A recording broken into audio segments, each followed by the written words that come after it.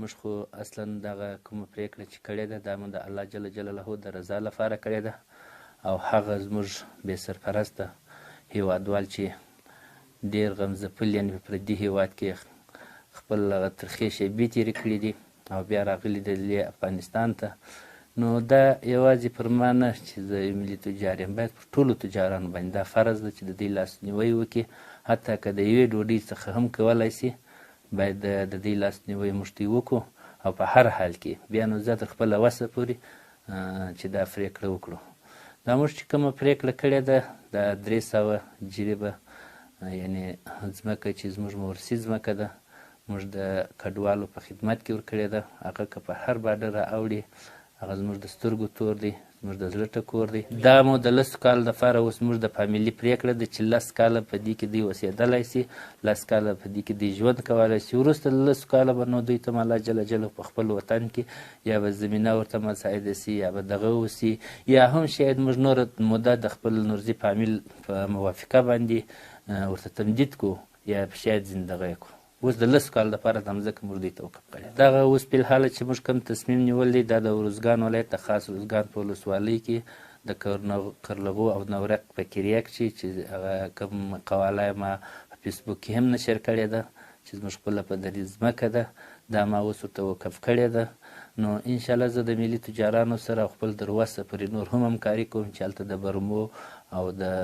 دې زمینه ورته مساعده کړمه چې هلته نور خو بازار ته الحمدلله نږدې مځکه ده، یعنې مکتب و شفاخاني و دې ټول ته دوی لاسرسی لري بازار ته. فقط دا یو د اوبو د څاګانو د یعنې کانالایزیسیون مشکل انشاءالله ورته و. او بغیر له دې کوم ځمکې چې موږ دوی ته وقف کړې ده دا به انشاءالله د اسلامي امارت د مشرانو په حضور کې بیا موږ ورته تسلیموو، نورې مرستې هم کوو. یعنې دا اوس هم بعضې ملي تجاران راغوښتي دي چې د کومه پانګونه چې دوی د افغانستان په اسلامي امارت کې کړې ده یعنې د دې څخه د 1% غوښتنه موږ کړې ده چې راسئ ټوله به 1% چې دا کومه مرسته چې 1% د کډوالو دپاره موږ وکړو دا بیخي الحمدلله ډېر شی راځي. دا نو تقریبا چې که ټوله دا زموږ سره پر دا 1% او پر دې ژمنو باندې ودرېږي یعنې ټوله تجاران زموږ سره د چې په الحاله موږ سرمایه ګزاري په دې کې کړې ده نو دا تقریبا تر $1 میلیون اوړي. داسې یوازې نه پرېږدو، دا زموږ ورونه دي، زموږ د سترګو تور دي، زموږ د زړه سر دي. یعنې چې بیخي زموږ د کور د څښاک په اوبو کېږي اول به موږ اوبه ونه څښو دوی ته بیا ورکړو. نو هغه به وروسته د 10 کالو بعد تصمیم دی چې زموږ فامیل څه تصمیم نیسي، خو ترهاسن یې موږ د دوی سره پوره همکار یو. دغه زموږ چې کوم وسولو یعنې دا کوم دغه چې و دا موږ د دوی په خدمت کې ورکړې ده، نور یې هم کوو. یعنې د یو تجار نه د یو ځوان په صفت مې دا کار کړی دی. زما د ټولو پانګوالو تجارانو یعنې هر څوک چې په افغانستان کې مشت دي، ځوانان دي، یعنې که چیرې د 10 افغانو څخه یعنې د یوې وچې ډوډۍ څخه خپله پانګه راواخلي بیا ځه تر $1 میلیون دا بیخي ډېر څه کېږي. یعنې موږ بل هېڅ بهرنۍ مرستې ته ضرورت نه لرو. که چیرې خپله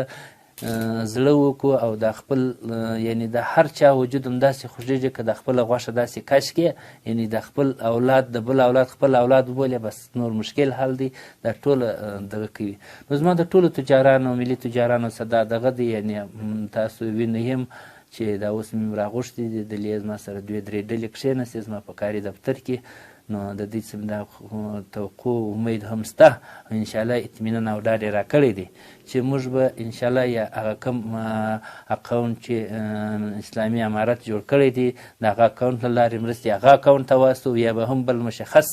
دغه د اسلامي امارت د پانګوالو په مشوره مطابق جوړ کړو، مرستې به راټولې کړو د دې چتر لاندې بیا و خپلو عامو او کډوالو ته چې کوم دی راستنېدونکي دي هلته ځورول سوي دي نو د دې په هر درد موږ ورسره دردمن یو، د دې په هر غم موږ ورسره غمجن یو. یعنې په والله چې هره پیښه کېږي موږ یعنې کوم درد چې هلته پر دوی تېرېږي دو چنده چې موږ په دا یعنې په دا دفتر کې هم ناست یو، یعنې هر څه من شته والله الله شکر دی. خو بیا هم د هېڅ په خوند د دوی د لاسه موږ ولاکه پرېږدلي. افغان کډوال چې کوم دوی د بل ملک څخه راځي بیا خپل ملک ته دوی ته هېڅ اندېښنه نه کوي. موږ ټول ملي تجاران